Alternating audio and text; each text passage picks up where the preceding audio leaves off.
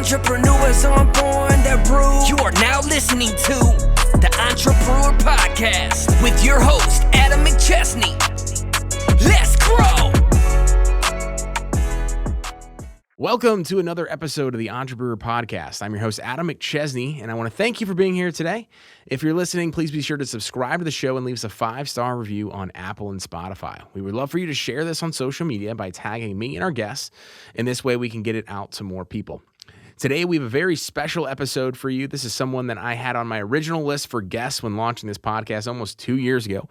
Excited to have him on today because I've known him for over 3 years. We've met in person a few times, and when you're around him, you can't help but want to get better in all areas of your life. I've consumed a lot of his content and paid close attention to what makes him successful because after all, success leaves clues, and he's a perfect example of that.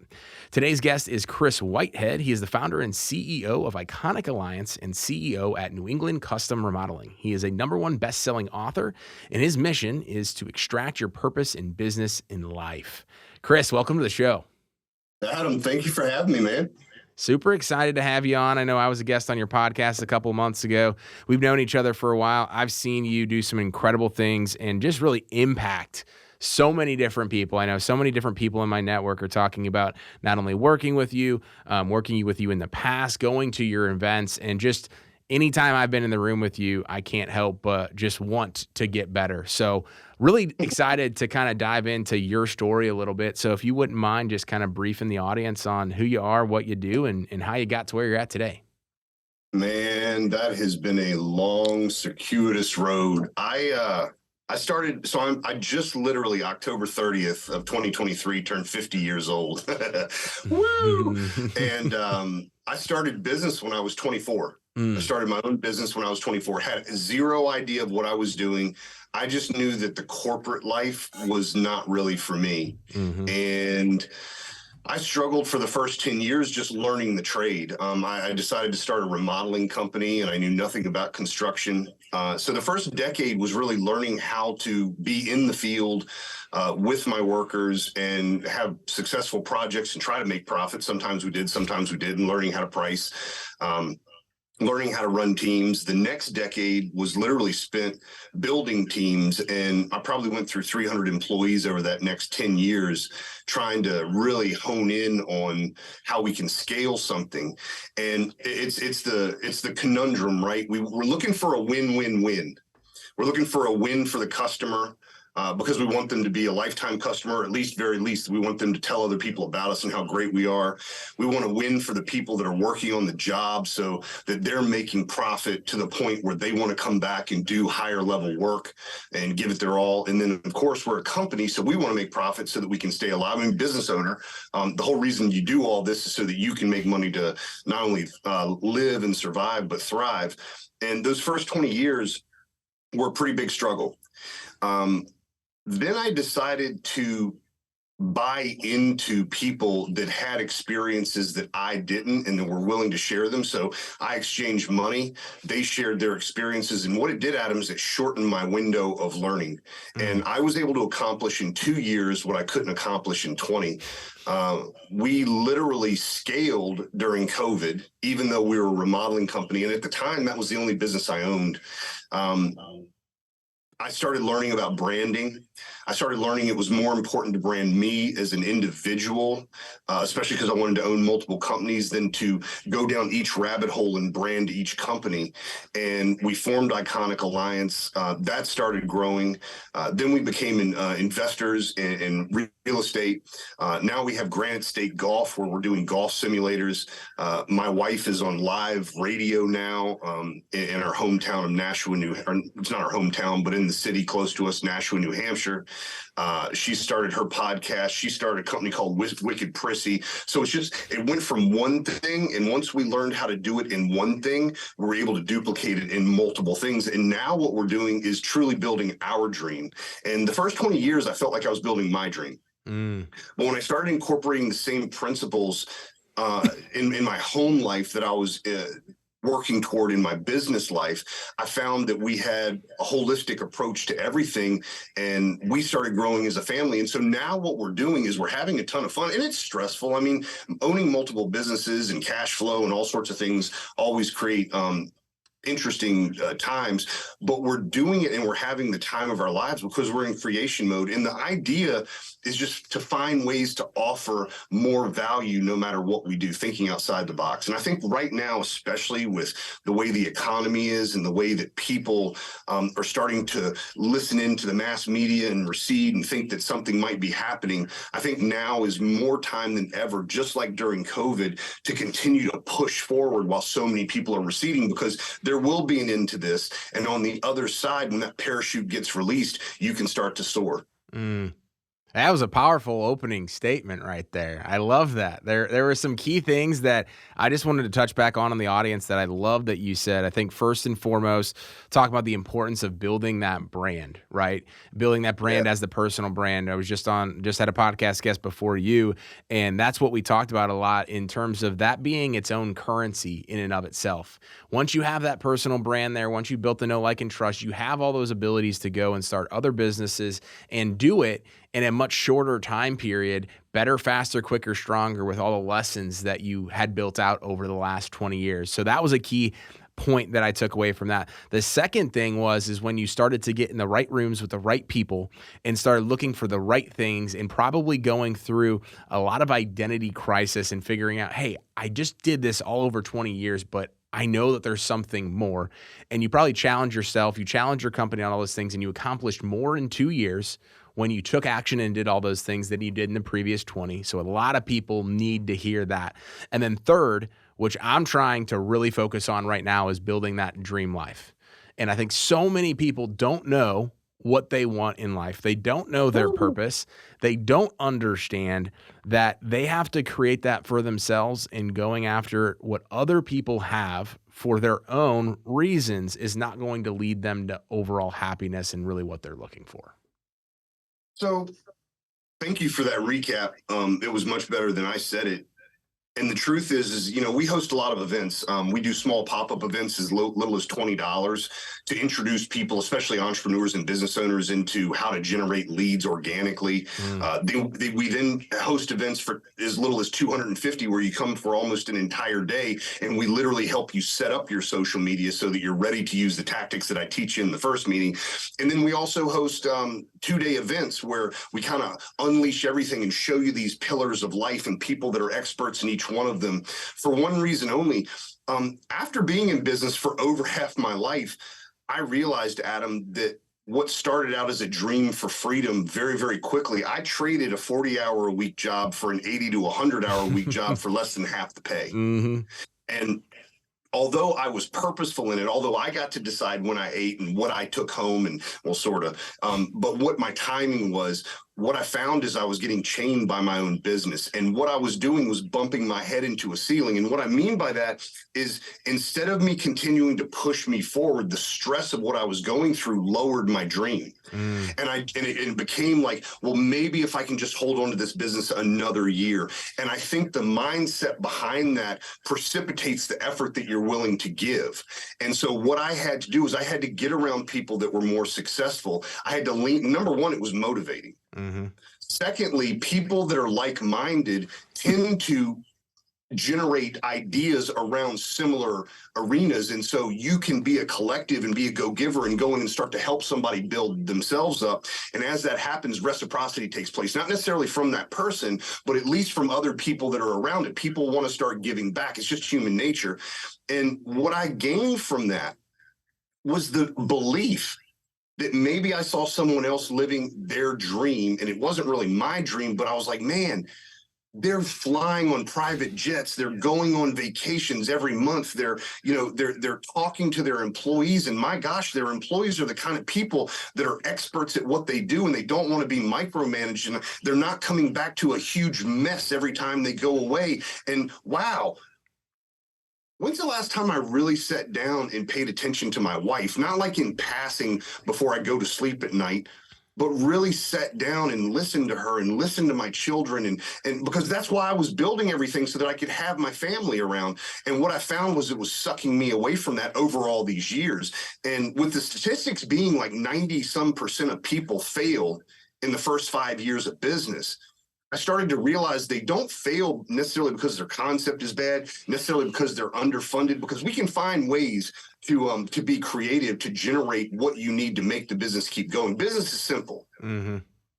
What's not simple are relationships. What's not, and it starts with the relationship with yourself. And so I became even more impassioned about personal development and starting to look at the nuances of what integrity actually means to me, what communication actually means to me, what it means to have no ego and just change my mindset, because what I've been doing has not ever worked or not worked very well. And then the final part is, what goal do I have attached to that? And what I realized, and this is so cool, if I know who I am and where I am, if I know my core values, and as a small business owner, my personal core values are the core values that I have in this company. That's who I'm going to attract to me, to help me build this thing. And then secondly, if I identify a goal, I have 2 points in the universe and I'm that third point, so I can figure out where I am in conjunction to those 2 points, and I can move along that goal, and I don't ever have to worry about how. The how starts to show up as long as I keep the goal super fixed in my mind. Love that. I want to go back to one thing that you said, because I've struggled with this, and I know a lot of people struggle with this, is when you're building something and you're building something so big and you're like, man, this is going to have so much impact. I love this company. And you tell yourself and you tell your family, you know, I have a 5-week-old or 6-week-old, I guess, as of today. And, you know, I catch myself sometimes spreading myself too thin. And I've done this for a long time, where I'm like, man, I have to do this because I'm building it for you. What do you tell that individual that keeps saying that to themselves and trying to convince themselves that, hey, you're really doing this, when they know that they're not? But how do you, I guess, lead your significant other, lead your family to actually help them understand that, like, you're serious about it this time? Like, hey, I'm not messing around. Like, I know I've said this, because you probably said it for years, like, hey, I'm doing this for you guys, I'm doing this, but then you make that change. And how do you, because I understand where they're like, man, Adam's full of crap again, or so-and-so's full of crap again, because they've said it so many times. How do you get beyond that? Well, I know for me, so I've been married twice. My first marriage was 13 years, and she was an absolute doll. She followed me everywhere. She supported me almost in every way. And she was so nice that she wasn't willing to call me on anything. There was just passive aggressive stuff, right? So then I get together with Robin, and Robin is very willing to be communicative. And it was something that was important to me. But when I would make the BS excuses, she would hold me accountable to it. And it's something as simple as this. And I'm going to answer your question, but it's actually it's a complex issue. We had little kids at home, and she said, when are you coming home? This would be in the morning. I said, I'll be home at 5 o'clock tonight. My schedule's cool. And I would show up at 5:05 or even 5:15. And maybe the first few times I did that, it wasn't a big deal, but eventually she started really hammering on me showing up at 5:15. And as a business owner or an entrepreneur or a sales guy or whatever you call it, man, if I'm hitting it somewhere within the 15-minute mark, like 4:45 to 5:15, I think I'm winning, man. Oh, yeah. But what I didn't understand at home is that she had 2 children that are going completely different directions. They have homework. She's making a meal that has multiple ingredients that have to be put in at certain times so it tastes right. It's the one time a day that we're going to all hang out together. And when I show up 15 minutes late, the kids are throwing crayons at each other. The food's cold. She's pissed because she actually did something special that only I like, and I didn't even communicate with her. And my point to all of that is this. And that was where the growth started happening for me, man. I was doing 80 to 85, 90% right. But that wasn't enough, because that's average. I had to go to the extremes of finding, what does my word actually mean? And this is what Robin would say to me, and it would hit hard. She said, would you be 15 minutes late for one of your prospects or clients? Or would you at least call them or text them? And I was like, I don't want to talk about that part right now, because, see, I was on the phone trying to make a lot of money for us so that we could go on this vacation. I just wanted to breeze over it. But the truth is, I was disrespecting her as a person. And what I find is reciprocity comes back in. Look, man, I made my commitment to this human being or to this family or to this group. Am I going to be the reason that we fall out of integrity? And so what I suggest to anyone that is having a lot of kickback is, number one, if you believe in yourself, go do it. Mm-hmm. Number two, you have made agreements with people in the past, and you have to be willing to have the tough conversations with them until y'all come to an agreement, because this is the agreement I came to through having all these conversations with Robin. She didn't give me a solution, but I definitely felt like she was like, you're full of BS, man.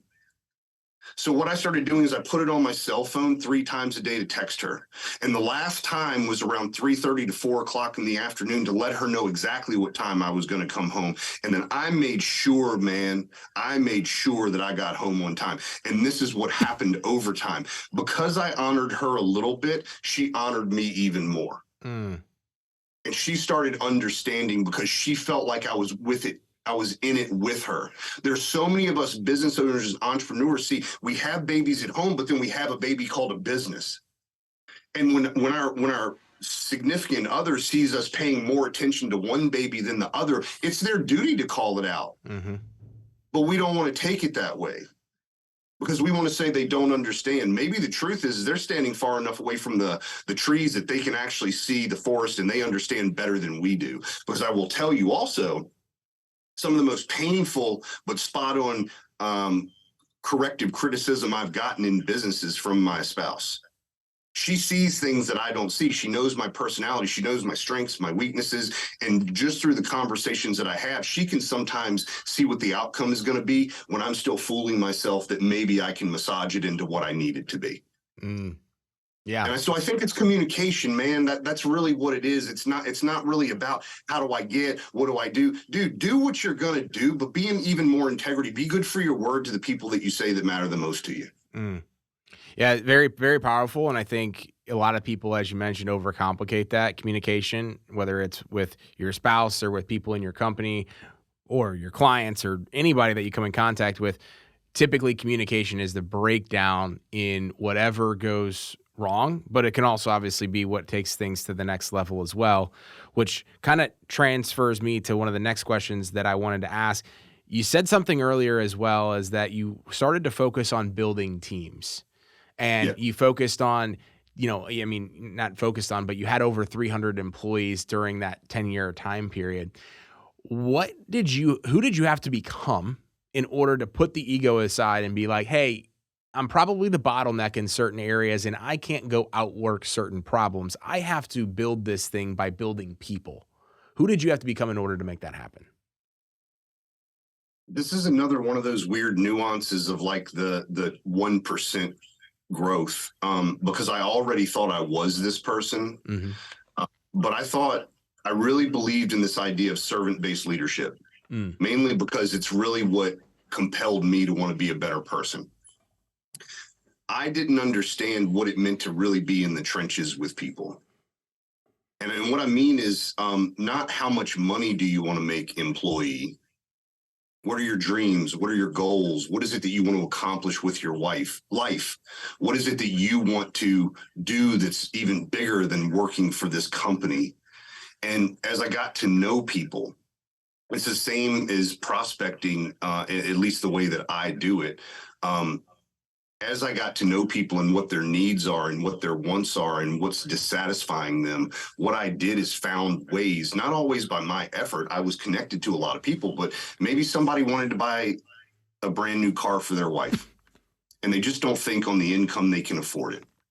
What if I know a local bank in town because I do a lot of business with them and I'm able to vouch for that person because they've been working for me for 4 years, and I'm able to show them how to rebuild their credit just a few points, wait just a little bit of time and get this car on a payment plan that they actually can afford so that they can present it to their wife. I've built loyalty into that because they know that I'm in it for them. Maybe somebody wants to buy their first house.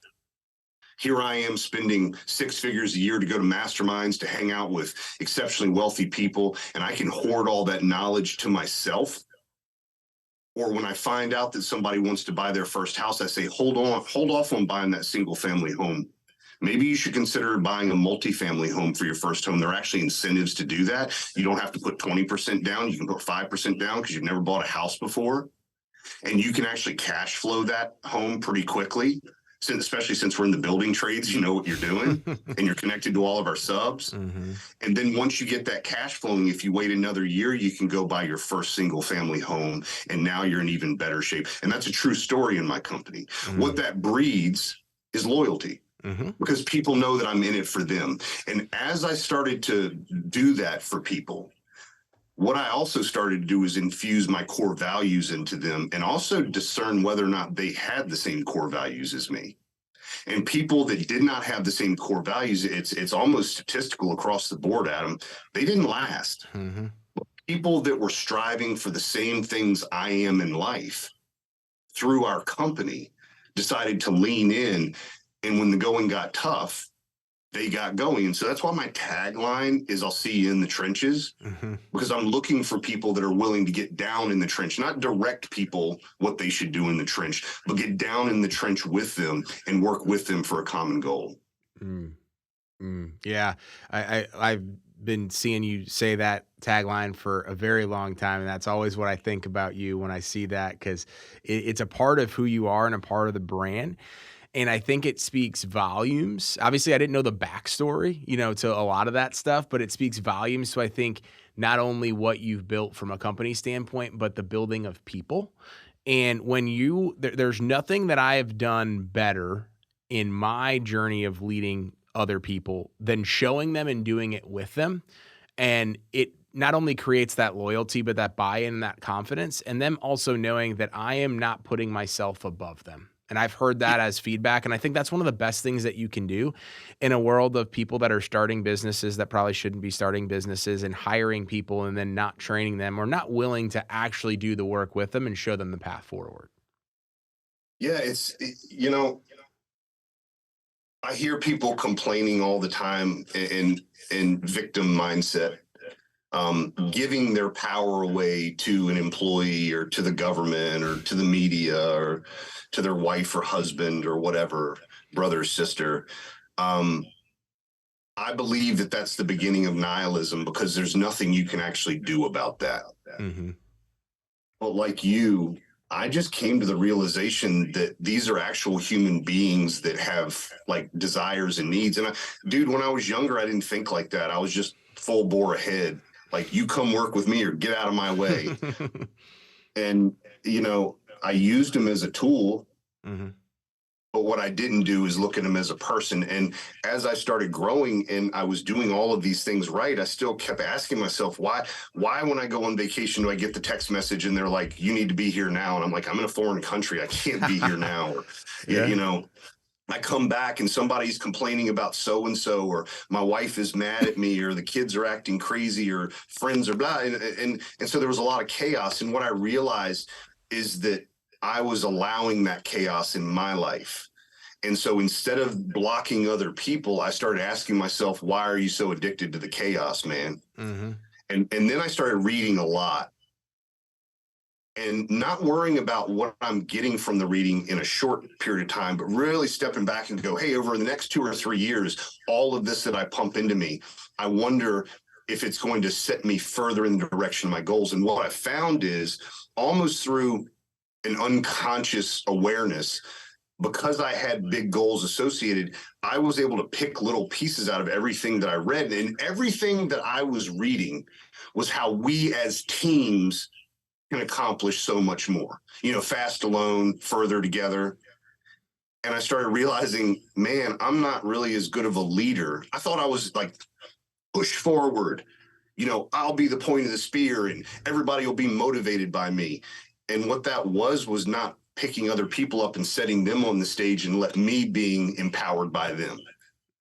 And so as I started serving people more and more, and I'm talking like grandma walking across the street or picking up some trash, or it didn't matter what it was, what happened is my self-image rose. Mm-hmm. And as my self-image rose, I stopped caring about what I was receiving. I started thinking about what I was giving. And I actually became really excited about, like, how can I surprise this person, or how can I set this up, or how can they know that I really do care about them? And the better and better and better I got at that, the more I realized I was being lifted up and people wanted to hear more from me. And I was like, okay, I'll tell you what I'm doing.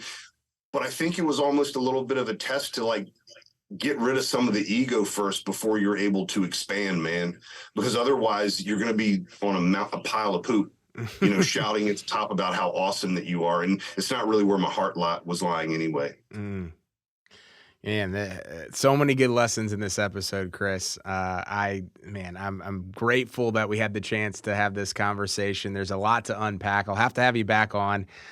So I would love to continue to pick your brain. And man, you are a breath of fresh air in a world where so many people talk about things and don't actually do them and have the experience. So I really appreciate you coming on the episode today. If you wouldn't mind just letting people know where they can connect with you online, where they can also learn more about Iconic Alliance. I know a lot of people will be interested in that as well.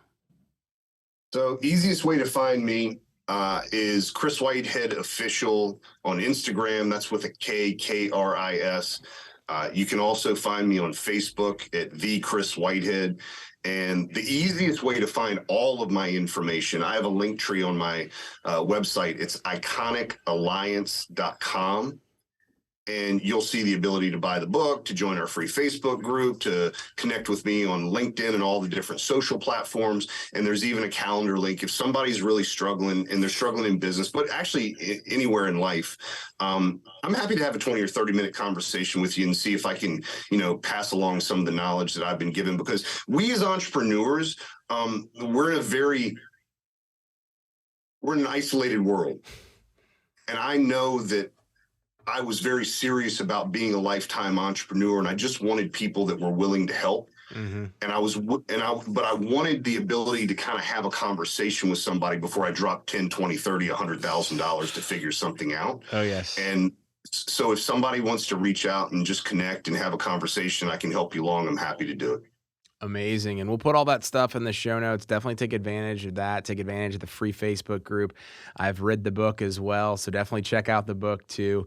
And Kris, thank you so much for taking the time today. I know you're super busy, and really looking forward to just continuing following your content, hopefully seeing you here soon in person again, and just appreciate you, man. Keep doing what you're doing. I appreciate you too, Adam, for having me on the show, and keep doing what you're doing too, because you guys are growing like crazy. Thank you. I certainly appreciate that. And thank you again to the audience for tuning in to the podcast today. Please be sure to subscribe, download, and share our content. Leaving a 5-star review goes a long way. I'll see you all next week. And remember, entrepreneurs aren't born, they are brewed. I'm an entrepreneur. Entrepreneurs aren't born, they're brewed. Thank you for listening to Entrepreneur Podcast with your host, Adam McChesney. Let's go.